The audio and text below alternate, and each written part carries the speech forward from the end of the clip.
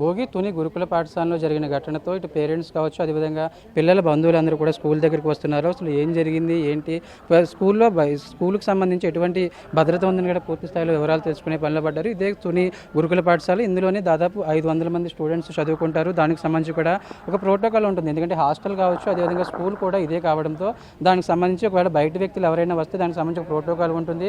మరొక వైపు ఇటు ఏ విధంగా పంపించారు, ఒకవేళ ఖచ్చితంగా వాళ్ళకి సంబంధించి ఏ విధంగా పంపించారని సమాధానం చెప్పాల్సి ఉంటుంది. కానీ ఇటు ప్రస్తుతం గురుకుల పాఠశాల సంబంధించిన ప్రిన్సిపల్ ఉన్న అసలు ఎట్లా ఉంటుంది మేడం, ప్రోటోకాల్ ఎట్లా ఉంటుంది స్కూల్ నుంచి బయటికి పంపించాలంటే? పేరెంట్ రావాలండి.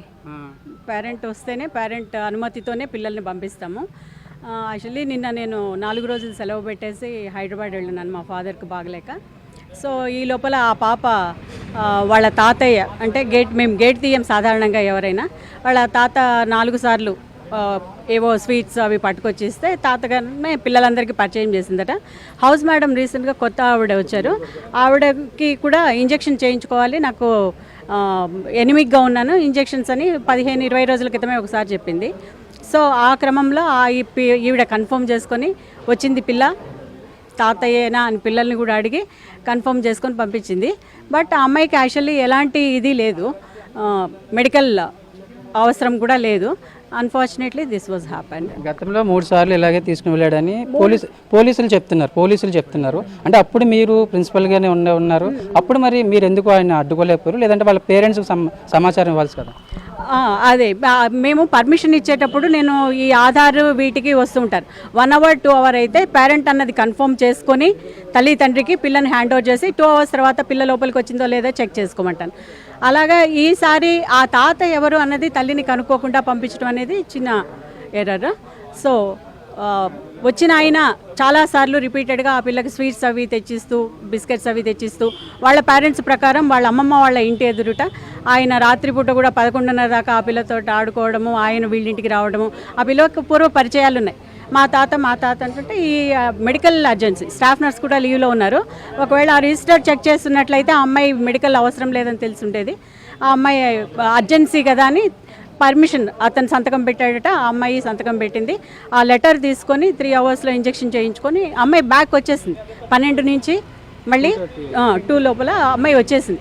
వచ్చిన పిల్లలో ఎలాంటి మార్పు లేదు. నెక్స్ట్ డే మార్నింగ్ మాకు పోలీస్ కానిస్టేబుల్ వాళ్ళు వచ్చి, మేడం నేను ఇన్ఛార్జ్ ఇచ్చి వెళ్ళాను, CH Nagajyothi, PGT in English, ఆవిడ నాకు ఫోన్ చేసి మేడం ఇలా వచ్చారు, ఇలా జరిగిందట అంటే అప్పుడు నేను స్ట్రైట్ వైడ్. గతంలో వచ్చినప్పుడు మిమ్మల్ని ఎప్పుడైనా కలిసారా ఆయన? లేదంటే మీరు కూడా అప్పుడు పర్మిషన్ ఇచ్చారు కదా? లేదు, నేను పర్మిషన్ అంటే 2 అవర్స్ 3 అవర్స్కి నా దగ్గరికి రాదు.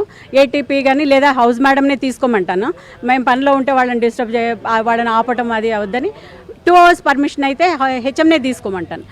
వాళ్ళు తల్లి తండ్రి అవ్వాలి, ఖచ్చితంగా తల్లిదండ్రి అయితేనే హ్యాండ్ అవుట్ చేసి. అదే ఇప్పుడు జరిగింది. అది ఉన్నట్లయితే, తల్లి వచ్చినట్లయితే ఇదంతా వచ్చిండేది కాదు కదా. ఒకసారి కన్ఫర్మ్ చేసుకొని ఉండాల్సింది. ఖచ్చితంగా మేము తల్లిదండ్రికే ఇస్తాం పర్మిషన్. ఒకసారి ఆ అమ్మాయి కూడా కొత్త అవ్వడంతో అవగాహన లోపం అది. ఎవరైనా సరే పేరెంట్స్ వస్తేనే మేము పంపిస్తాం. ఒక్కసారి ఆ అమ్మాయి తల్లికి ఇన్ఫామ్ చేసి వీళ్ళు మీ వాళ్ళేనా అని కనుక్కొని ఉంటే బాగుండేది. బట్ అతను తాత అని పిల్ల ఖచ్చితంగా తీసుకొచ్చి ఇలా చేస్తే అంత వయసు అయినా ఇట్లా చేస్తాడు అనుకోని లేదు. ఆ అమ్మాయి బై మిస్టేక్ వాళ్ళని అడగకుండా సరే ఇంజెక్షన్ చేయించుకొని రా అని పంపించడం జరిగింది. చాలా మంది వస్తున్నారు, ఇప్పుడు మీరు బయట చూసే ఉంటారు, చాలా మంది ఈ ఇన్సిడెంట్స్ తర్వాత వాళ్ళు ఒక ఆందోళన, ఒక భద్రతా భావం ఉంటుంది కదా, వాళ్ళకి ఏం చెప్తారు మరి? సహజంగా ఎవరైనా సరే పిల్ల అలా జరిగిన తర్వాత మన పిల్ల అయినా సరే మనం భయపడతాం, ఇక్కడ పెట్టాము ఏం చేయాలనేది. దానికి అదే నేను చెప్తున్నాను. ఇందాక పేరెంట్స్ అందరూ వచ్చారు, నేను వచ్చిన తర్వాత చాలామంది. రేపు మీటింగ్ పెట్టేసి వాళ్ళందరిలో భయపడాల్సింది లేదు. ఇక నుంచి ఒక ప్రొఫార్మా ఒకటి పెట్టుకొని ఏ పేరెంట్ని ఎవరు ఎలవ్ చేస్తారు, పేరెంట్ ఎవరు, తల్లి ఎవరు, తండ్రి ఎవరు, ఖచ్చితంగా వాళ్ళే. ఒకవేళ పేరెంట్ లేకపోతే తండ్రి బదులు ఎవరు వస్తారు, తల్లి బదులు ఎవరు వస్తారు, సైన్ చేసినటువంటి వాళ్ళని మాత్రమే ఆ స్వీట్లైనా బిస్కెట్లైనా అవి కూడా వద్దని చెప్తున్నాము. 2వ ఆదివారం మాత్రమే మాకు పర్మిషన్ ఉంది పేరెంట్స్ని కలవడానికి. ఆ రోజు కేవలం పేరెంట్స్ మాత్రమే వచ్చి పిల్లలతోటి గడపాలి. అది కూడా గర్ల్స్ ఇన్స్టిట్యూషన్ కదా, ఇంకా సాధ్యమైనంత వరకు తల్లి వస్తేనే మంచిదని మేము భావిస్తున్నాము. సో దీని మీద నేను ఇందాక పేరెంట్స్ అడిగితే అదే చెప్పాను. గుంపు అంతా వచ్చేసి స్కూల్ మీద టెన్షన్ ఉంటుంది. అందుకే నేను చెప్తున్నాను, రేపు శనివారం నాడు దాకా మీటింగ్ మీరు ఆగక్కర్లేదు. ఈరోజే నేను గ్రూప్లో మీ పిల్లలంతా సేఫ్గా ఉన్నారని మెసేజ్ పెడుతూ ప్రతి పిల్ల చేత మీరు మాట్లాడేటట్లు నేను అరేంజ్ చేస్తానని చెప్పాను. మీరు ఎందుకు ఇచ్చారు మేడం? మీరు తెలుసుకోవాలి కదా, ఒక బయట వ్యక్తులు వస్తే ఖచ్చితంగా పర్మిషన్ మేడం గారు ఇచ్చారండి. మేడం ఆ పాప తాతయ్యని ఐడెంటిఫై చేసి మేడం పర్మిషన్ ఇచ్చేసి పంపించి పాప వచ్చి రిపోర్ట్ చేసిన తర్వాత నాకు చెప్పారు పాప వచ్చేసిందని. ఏమో ఎందుకు పంపించావు అంటే ఇలా ఇంజెక్షన్ వేయాలని చెప్పాను. నీకు తెలుసా అంటే తెలిసి పంపించాను మేడం, 3 సార్లు నేను అతన్ని చూశాను అని మేడం పంపించి వచ్చాక నా దగ్గరికి లెటర్ వచ్చింది. అందుకే నేను అందులో మేడం సైను ఆ వచ్చిన అతని సైనే ఉంది, నా దగ్గర సిగ్నేచర్ కూడా లేదు. మేడం ఆల్రెడీ పంపించిన తర్వాత నా దగ్గరికి వచ్చారు.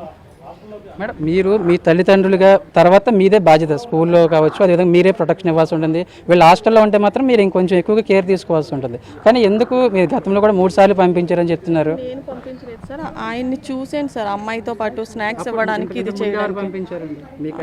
నాకు లేదు సార్, నేను పంపలేదు సార్. నేను అక్కడికి అడిగితే ఎవరమ్మా ఆయన అంటే మా తాతగారు అని చెప్పింది సార్. అప్పుడు క్లాస్లో ఉన్న మిగిలిన పిల్లల్ని కూడా అడిగితే ఎవరమ్మా అంటే ఆయన వాళ్ళ తాతగారే మేడం, ఆ అమ్మాయికి ఎప్పుడు స్నాక్స్ అవి తెచ్చిస్తూ ఉంటారు అని అనడంతో నేను అంతకుముందు 2-3 సార్లు చూడడం వల్ల ఇప్పుడు నేను వాళ్ళ పేరెంట్స్కి ఇన్ఫామ్ చేయకుండా పర్మిషన్ ఇచ్చాను సార్. అంటే 1 అవర్ పర్మిషన్కి కాబట్టి పర్మిషన్. క్లాస్ టీచర్ కూడా ఎట్లా ఉంటుంది మేడం? మీకు రెగ్యులర్గా ఉంటుందా? బాగానే ఉంటుంది సార్, రెగ్యులర్గా. మొన్న టైఫాయిడ్ కానీ ఇంటికి వెళ్ళింది సార్. ఇది మొత్తం చూసుకోవచ్చు. స్కూల్లో ఉన్న టీచర్స్ కావచ్చు అదేవిధంగా ప్రిన్సిపల్ చెప్తుంది ఒకటే, ఇది హెల్త్ ఇష్యూ కాబట్టి తాము వెళ్ళాము, తమ మిస్టేక్ జరిగిందని చెప్తూనే, కానీ ఈ గతంలో కూడా 3 సార్లు వచ్చారు కాబట్టి ఆ అమ్మాయి తమ తాత అని చెప్తున్నప్పుడు కూడా ఆ విధంగా తాము పంపించామని చెప్తున్నారు. దీనికి సంబంధించి ప్రస్తుతానికైతే నారాయణరావుకి సంబంధించిన సూసైడ్ చేసుకున్నాడని చెప్తున్నారు. ఏం మేడం ఏం చెప్దాం అనుకుంటున్నారు మీరు vice principal? Sir actually madam గారు 3 సార్లు పంపించలేదు సార్. పోలీసులు 3 సార్లు పంపించలేదు సార్. మేడం గారు గేట్ దగ్గర 2-3 సార్లు చూశారు కాబట్టి వాళ్ళ హౌస్ పిల్లలు, వాళ్ళ క్లాస్ పిల్లలు, ఈవెన్ ఆ పాప కూడా లెటర్ తనే రాసుకుని మా తాతయ్యని చెప్పబట్టి మేడం గారు గుర్తించి పంపించారు సార్. పంపించిన తర్వాత వచ్చిన తర్వాత పోలీసులు చెప్తున్నది ఏంటంటే స్కూల్ నుంచి మీ మేడం కాకపోతే ఇంకొక మేడం ఎవరైనా కానీ స్కూల్ నుంచి ఇప్పటివరకు 5 సార్లు తీసుకుని వెళ్ళాడు అని పోలీసులు చెప్తున్నారు. 3 సార్లు అతను వచ్చాడు సార్, వచ్చాడు కానీ తీసుకెళ్లేదు సార్. నిన్న మాత్రమే మేడం పంపించారు సార్.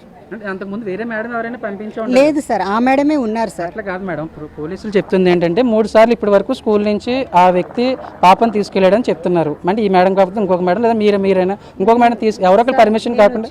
నేను ఇక్కడికి రీసెంట్గా 2 నెలల కిందటే వచ్చాను సార్.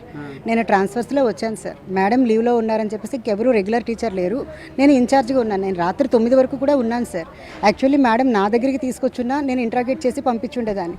మేడం ఏమంటున్నారంటే 1 అవర్ పర్మిషనే కదా, నాకు తెలిసిన వ్యక్తే కదా, నేను చూశాను మేడం, నాకు తెలుసు అని పంపించేశాను అని మేడం నాకు చెప్పారు సార్. ఆ తర్వాత వచ్చిన తర్వాత నెక్స్ట్ డేకి తెలిసింది సార్. వచ్చిన తర్వాత రిపోర్ట్ చేశారు నాకు. పాప వచ్చిన తర్వాత మధ్యాహ్నం అయినా మీరు పాప కంప్లైంట్ చేసిందా అంటే ఏం లేదండి, మధ్యాహ్నం స్టడీలో ఉంది సార్. బయాలజీ టీచర్ ఉన్నారు, నైట్ స్టడీలో ఫిజిక్స్ టీచర్ ఉన్నారు. పాపలో బిహేవియర్ చేంజ్ కూడా ఏమీ లేదు సార్. అమ్మ భయపడ్డానని కానీ కంప్లైంట్ కానీ టీచర్స్కి కూడా ఏమీ చెప్పలేదు సార్.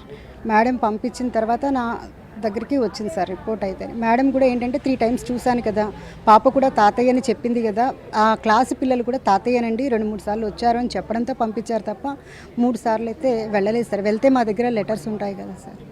ఇది టీచర్స్ చెప్తున్న వెర్షన్. ఇది స్టూడెంట్ ఖచ్చితంగా తమ తాతయ్య అని చెప్పారు కాబట్టి తాము పంపించామని చెప్తున్నారు. అంటే ఈ మైనర్ బాలిక ఇన్సిడెంట్కి సంబంధించి ఇప్పటికే నారాయణరావు చెరువులో దూకి చనిపోయాడని పోలీసులు చెప్తున్నారు. ప్రస్తుతం అతని మృతదేహం పోస్ట్మార్టం నిమిత్తం తుని ఏరియా హాస్పిటల్ తీసుకెళ్లారు. అంటే ఇదే మన గురుకుల పాఠశాలకు సంబంధించి ఇక్కడే వాళ్ళ హాస్టల్ ఉంటుంది, అదేవిధంగా ఇక్కడే ఎడ్యుకేషన్ ఉంటుంది. దాదాపు 500 మంది పిల్లలు ఓన్లీ కేవలం గర్ల్స్ స్టూడెంట్స్ మాత్రమే ఉంటారు. వాళ్ళకి సంబంధించి ఫ్యాకల్టీ కావచ్చు అదేవిధంగా స్టాఫ్ వీళ్ళందరూ కూడా ఉమెనే ఉంటారు. కానీ ఆయన ఎవరైతే ఈ నారాయణరావుని గతంలో 3 సార్లు తాను చూశాను, అదేవిధంగా దానికి సంబంధించి ఆమె కంఫర్ట్గా ఉంది కాబట్టి తాము పంపించాము, అదేవిధంగా హెల్త్ ఇష్యూ అంటున్నారు కాబట్టి దానికి సంబంధించి తాము పంపించామని చెప్తున్నారు. అంటే మరొక వైపు ఇక్కడైతే చదువుకుంటున్న స్టూడెంట్స్ పేరెంట్స్ కావచ్చు అదేవిధంగా బంధువులు కొంచెం ఆందోళన చెందుతున్నారు. ఎందుకంటే నిన్న ఈ క్లాస్ ఇదే గురుకుల పాఠశాలకు సంబంధించిన ఇన్సిడెంట్ జరగడం అదేవిధంగా ఇష్యూ జరగడంతో నారాయణరావుకి సంబంధించిన ఇష్యూ బయట వాళ్ళు సర్క్యులేట్ అవడం దాన్ని చూడడంతో ఆందోళన చెందిన పరిస్థితి. దీనికి సంబంధించి కూడా తమ పిల్లలు ఎలా ఉన్నారు, వాళ్ళ కండిషన్ ఎట్లా ఉంది, వాళ్ళు ఏమైనా భయపడుతున్నారా అని పూర్తి స్థాయిలో వివరాలు సేకరిస్తున్న పరిస్థితి మనకు కనిపిస్తుంది భోగి. అదేవిధంగా మరొక వైపు నారాయణరావుకి సంబంధించి మృతదేహం తుని ఏరియా హాస్పిటల్కి తరలించారు భోగి.